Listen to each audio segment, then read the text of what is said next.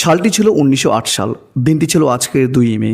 এই আজকের দিনে মাত্র 19 বছর বয়সে এক মহান বাঙালি বিপ্লবী, এক বীর স্বাধীনতা সংগ্রামী দেশের স্বাধীনতার জন্য নিজের জীবনকে উৎসর্গ করেছিলেন, শহীদ হয়েছিলেন। তিনি হলেন বাঙালির গর্ব প্রফুল্ল চাকি। চলুন আজকে আমরা এই প্রফুল্ল চাকি সম্পর্কে কিছু জেনে নিই। 1888 সালে 10ই ডিসেম্বর বর্তমান বাংলাদেশের বগুড়া জেলায় তিনি জন্মগ্রহণ করেন। 1907 সালে তিনি কলকাতায় চলে আসেন। কলকাতায় এসে তিনি বিপ্লবী দলের সঙ্গে যুক্ত হন, যুগান্তর বিপ্লবী দলের সঙ্গে।